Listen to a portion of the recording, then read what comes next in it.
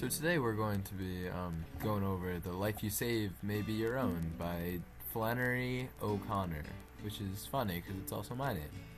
So anyway, our story starts off with an old lady sitting on the porch with her daughter, and you can tell, I drew this all myself, and it is some quality art.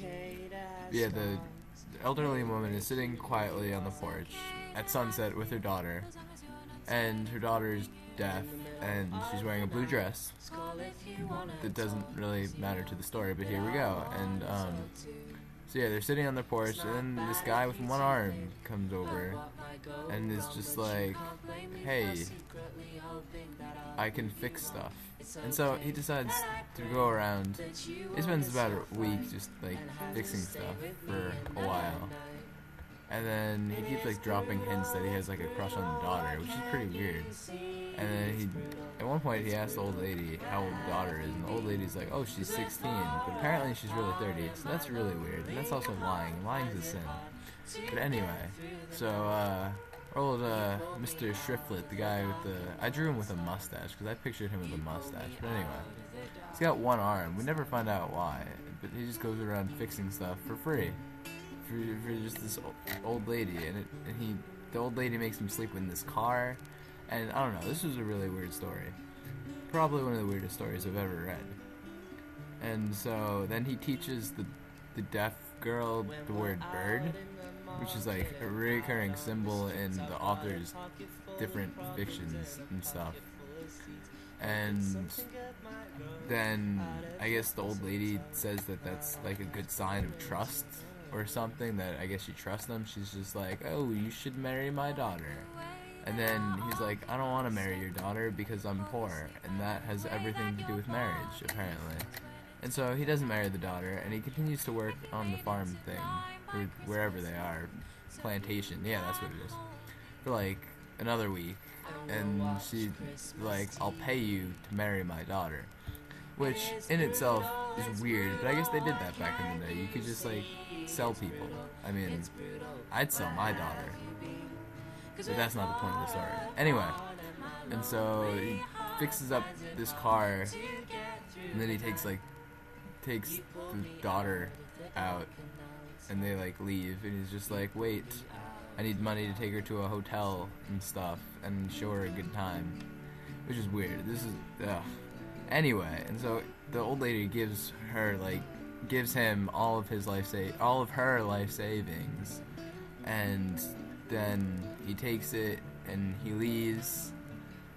And then also note that as the story goes on, my art just gets worse and worse. It's just, I apologize truly and sincerely. And then they go to this diner, and so they're sitting at this diner. He fixes the car first, and he drives the car, and they drive for like a while, and he's like, "I bet you're hungry," but he wouldn't know because she doesn't talk, and I guess then they didn't have sign language, and he didn't know sign language, at least. And so he really just married this girl and had no idea what she was thinking the entire time, which is really weird. I wonder if she knew if she was even married.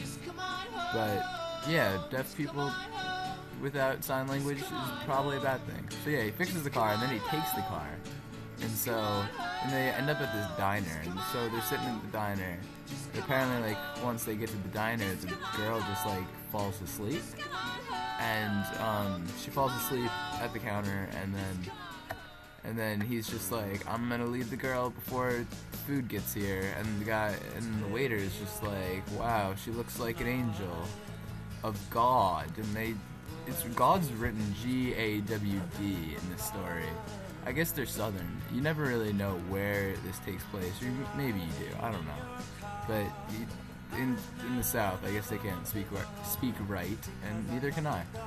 And then there's a storm coming in the sky, and so he leaves the poor deaf girl at the restaurant just to fend for herself, I guess. I don't know even what was the point of taking her then. So I guess he was a bad person, but then he spent all that time working on the farm for nothing then. So that was weird. And so then then he just tells the waiter, he's just like, hey waiter, she's a hitchhiker, and then here's money for her meal before it came, and give it to her when she wakes up, and then he just leaves. And yeah, next he goes into this car. He goes back into the car and he drives, and then he picks up an actual hitchhiker, and it's this like little boy. I guess that was a thing. I don't know when this takes place, but it was probably a while back when it was okay to pick up little boys when you're a hitchhiker. And he goes on this weird rant about how cool his mom is, and he's like, my mom's an angel of God, and he says God, G-A-W-D, just like the waiter guy at the restaurant. And so he goes on about his mom, and the little boy's like, I hate your mom, she's a really bad person, which is weird. And then the little boy runs out of the car and leaves. And the guy drives for a while with his door open, not even fixing it, which is dangerous. I don't recommend. Also, don't drink and drive or text and drive, because that's also bad, but that has nothing to do with the story. And then he drives, and then he's just like, wow, I hate everything. I wish it would rain. And then it does rain. And then he like shouts to God or something. And then he drives off into Wisconsin or something, Alabama, or it says Mobile, Arizona. Yeah, that's where it is. It goes to Mobile, Arizona, and that's Alabama. I don't even know where I'm going. Mobile, Alabama. He speeds off there, and that's the end of the story, which was really weird. So I guess moral of the story is, don't sell your daughter to people with one arm, because they will steal her and never give her back. Maybe.